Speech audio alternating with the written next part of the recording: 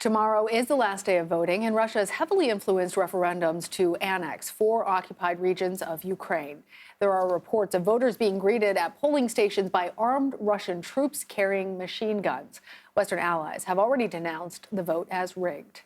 Joining us now is Maria Avdeeva, who's in Kharkiv, Ukraine. She's the research director at the European Expert Association.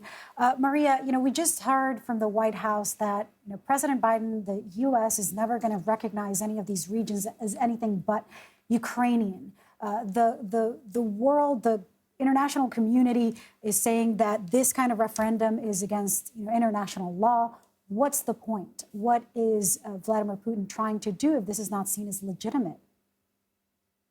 Well, after Ukrainian armed forces started and are continuing very successful counteroffensive operation here on the east, to give you the understanding, for the last several weeks, they have liberated almost the whole area of Kharkiv region, and today, by the unconfirmed information, reached the border of the so-called Lugansk People's Republic, which in fact is also the Ukrainian territory.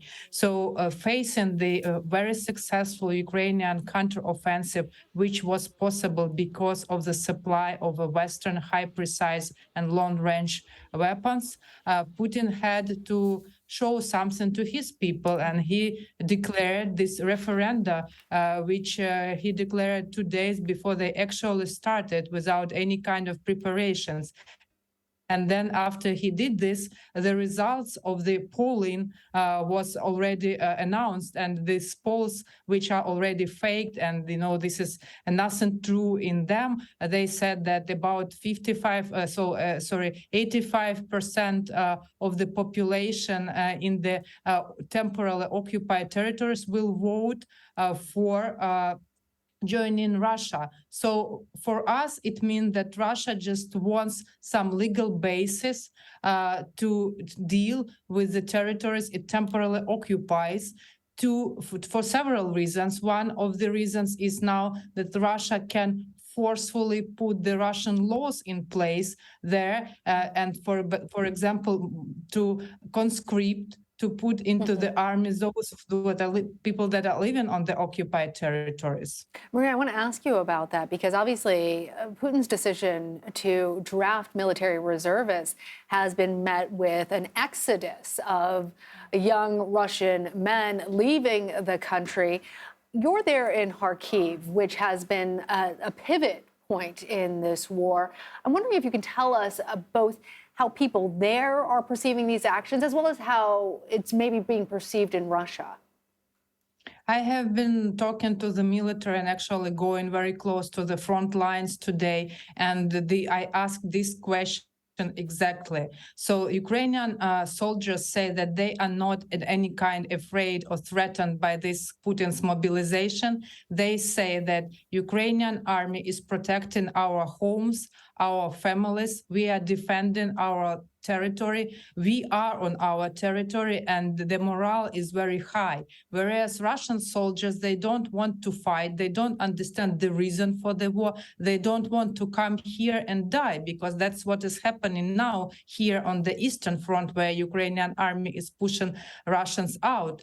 So the morale is going down, and it will be very difficult for Putin and his cronies to explain Russian soldiers what is the reason for them to come and become a gun meat here in Ukraine, because they are not trained, they don't have sufficient weapons. It will be just, people without anything brought to the front lines, where their fate is very is not having any good perspectives. Right. It seems, that's such a good point. Morale has been an issue since the beginning, and now you're drafting people who don't want to go to war, who don't understand the war. So, what is going to push and motivate them? And there's not going to be enough, time or training capabilities. So you have to wonder, at what point does this end? We know that China and India have both avoided for now criticizing the war in Ukraine. But what would happen, say, if, Russia completely loses their support? Do you think that would be what's necessary? Would that be enough for Moscow to say, okay, we're pulling back, this is where we draw the line, this ends here?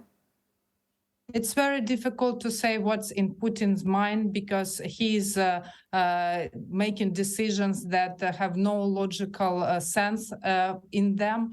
And this conscript, this mobilization of 300,000 people is one of such steps.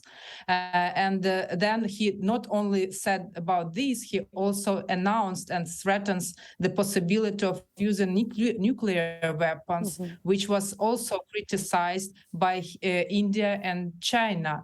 And they didn't step on the side of Russia in their threats. And that's why Putin is losing his support there as well. So he's not doing anything that is in a logical sense and can be explained, because he already started this invasion, which was meaningless and senseless. Where he will, so the question where and when he will stop is open, but what we clearly see is that his actions have no longer support in the Kremlin itself and among higher military command in Russia, which he now shifts around because they are not fulfilling the tasks he puts for them. All right. Maria Avdeeva there in Kharkiv, Ukraine. Thank you. Stay safe. Thank you.